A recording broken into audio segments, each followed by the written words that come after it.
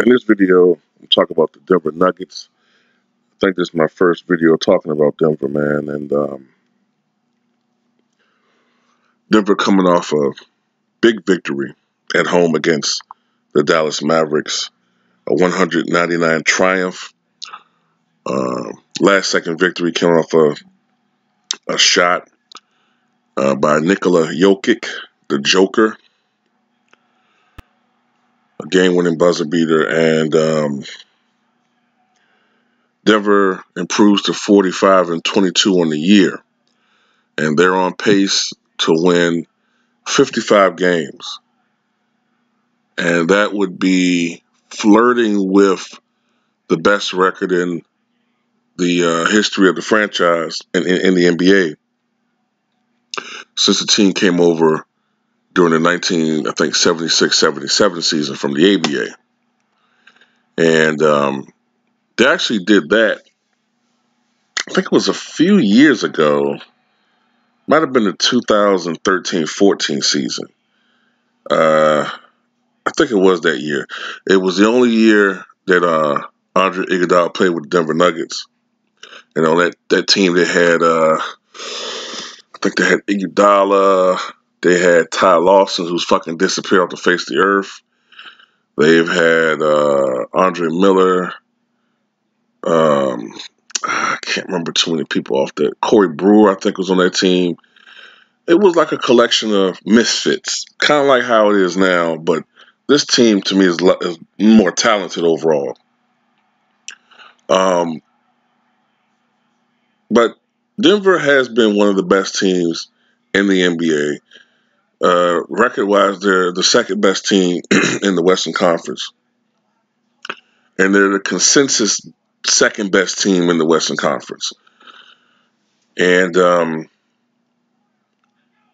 know if you watch Inside the NBA, you know Charles Barkley is totally sold on this team. He thinks that they're going to have a deep playoff run, although he thinks Portland is actually going to advance in the NBA Finals. I think he was actually saying something like he thinks that the Western Conference Finals is going to be Denver versus Portland, which would be interesting because I don't know about anybody else, and I'm not saying I'm rooting against the Warriors. At this point in time, I've gotten used to the Warriors being in the finals, but I'm starting to have Warrior fatigue syndrome. All right. I'm pretty sure everybody outside of LeBron James fans and Laker fans are kind of relieved that LeBron James is not in the playoffs because you get kind of tired of that shit. I remember when I was a kid and a teenager in the 90s, and people who weren't Bulls fans were saying shit like, man, I'm getting tired of seeing this bald motherfucker in the finals every year. But at least they had a break when Jordan retired and it was Olajuwon and the Rockets, or it was the Knicks, or it was the Magic, you know what I'm saying? But it would be nice to see new blood, man, going into the playoffs.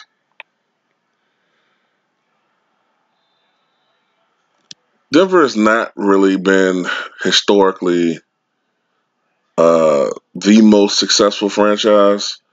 They've had years where they've been a competitive team. But as far as a long, sustained period of excellence, they have not really had that. They haven't. The last time the Denver Nuggets appeared in the Western Conference Finals was in the 2008-2009 season, where it was Carmelo Anthony's Nuggets. I think Chauncey Billups was a teammate of his going up against the Los Angeles Lakers. I remember rooting for Carmelo Anthony at that time, but the Lakers proved too much. I think they won their series 4-2. And ultimately, the Lakers played the Orlando Magic in the NBA Finals that year. But this Denver team, man, there's some strengths and some weaknesses. One of their weaknesses is that they're young. And the consensus is that when you're a young team going into the playoffs, you will enter into certain circumstances that in situations that you're not accustomed to. Um, it's new to you. It's brand new to you, and therefore you're going to make mistakes. You're going to feel the pressure in certain situations. You might choke. Um, you know, um, that's all true. Usually, young teams don't perform very well in the postseason, but it is usually through experience that teams gradually, you know, improve and they become tested and learn from their mistakes, and then ultimately they find success in the playoffs. But one thing that I do like about this team, and Charles Barkley and Kenny Smith talked about this in that segment on Inside the NBA, is that oftentimes when you're a team where you don't really have like one true star, and it's like a delegation or a committee of stars or good players and role players like this on Denver, one particular guy don't feel all of the pressure. Most teams now consist of one all-star or one superstar wrapped around uh, them are a bunch of role players. And oftentimes that one great player has to perform at least average for that team to have a chance at winning. With this team, you have a bunch of guys who are very good players, but they don't necessarily depend on one guy that have to put up 25 or 30 points per game for the team to win. In some ways, this team kind of reminds me, although the team philosophy, the way the team is constructed isn't the same. Okay, not at all. I'm not making that comparison. But in some ways, this team kind of reminds me a little bit of the Detroit Pistons. Like, the Pistons didn't really have, I'm talking about like the 2000s Pistons. They didn't really have a superstar. You know what I'm saying? Like the Pistons, the closest thing they had to a superstar to me was Rasheed Wallace. And maybe Chauncey, but there really was no true superstar. They had a team that, with the collection of the sum of their parts, were a very dangerous, well-oiled machine. You had, of course, like I said, that team wore defense on its hat. Defense um, as its strong suit, and that is what pushed that team to the NBA championship and to the NBA Finals the very next year, and being a contending team for years to come. I think all the way up to like 2007 or so, or 2008. Um, but that team, you had a collection of talents. You had Rip Hamilton, who was like probably their go-to perimeter scorer at times, although Chauncey Billups could score as well. He Those guys were interchangeable as far as hitting big shots from the perimeter. You had Big Ben Wallace down low doing all the dirty work, the hustle, getting extra possessions for the team and rebounding and block shots. You had Rasheed Wallace scoring down low on the block. You know what I'm saying? You had Tayshaun Prince just harassing everybody on defense. You know what I'm saying? They had a pretty good bench. I remember um, the first couple of years, they were a very good team. And that a little bit reminds me of Denver. I'm not saying that Denver's going to have that type of future success, but it kind of reminds me of Denver in that way, and that you just don't know. Now, what does bother me is that the last couple of times they played Golden State has kind of owned this team a little bit, especially not the last matchup, but the one before that where they blew Denver out. And, you know, I'm pretty sure Golden State is very motivated to play well against this team because they're seen as a team that's a quote unquote legitimate threat against Golden State.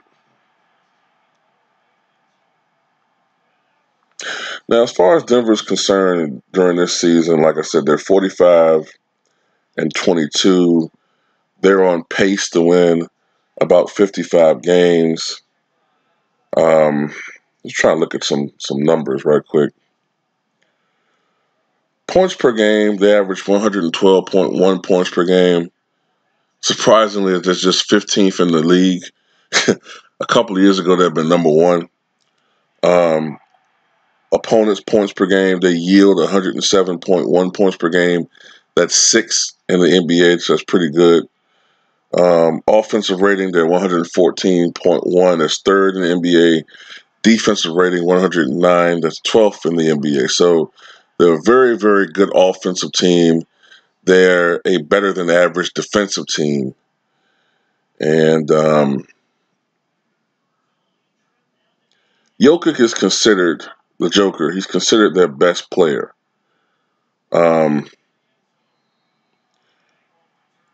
This season, Nikola Jokic is averaging 20.2 points per game, 10.8 rebounds, 7.6 assists per game, 1.4 steals per game. He's shooting 51% from the floor. He's shooting 32% from three-point range, which is very good for a center. Next, I would guess the next best player would be Jamal Murray. He's averaging 18.3 points per game, 4.2 rebounds, 4.9 assists. He's shooting 43% from the floor, 38% from three-point range, and is an 85% free throw shooter. Paul Millsap, to me, is one of the key players for this team. He's the one player that, and Shaq talked about this, and Barkley. Paul Millsap is the one guy that's a true old school down low post scorer. He's still young enough to be very productive. He's so far this season averaging 13 points, 7 rebounds, nearly a block. And he has that overall game. He's shooting about 50% from the floor, 37% from three. Paul Millsap, I remember him when he was younger, when he was with the Utah Jazz. He had like a monster playoff game. And, of course, we all remember Paul Millsap also with the Atlanta Hawks. And Paul Millsap is the guy that is very important because he is the one guy who has playoff experience. And, you know, this is a team that is very young, but they have a lot of hidden gems. I like to say, man, a lot of hidden gems. And we'll see, man. We'll see what this team can do in the playoffs. I'm still not totally sold on them, but they should win the series where they have home court advantage. So they should have home court advantage all the way up until the Western Conference Finals. If they don't advance past the Western Conference semifinals, then it's a failure of a season to me, to an extent. Or I'll at least say it'll be a disappointing season if they can't get past the Western Conference semifinals. And it would be amazing if this team can get to the NBA Finals, man. Like you think about the history of this team, the players that have played for this franchise. Like I say, Alex English, Kiki Vandeweghe, T.R. Dunn, Michael Adams, Dan Essel,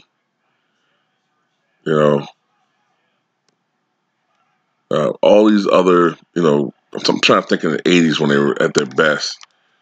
Later on, Dale Ellis, Mutombo, Mamadou Raouf, LaFonso Ellis. You think of all these these great players that play for this franchise, and if this team was able to get to the NBA Finals, that would be huge, man. Even if they didn't win it, I mean, just to get to the NBA Finals, it would just be such a thrill for Denver Nugget fans. Especially those fans that go all the way back to the days of the ABA. If you're that old, for them to get to the NBA Finals would be big. But tell me what you guys think, man.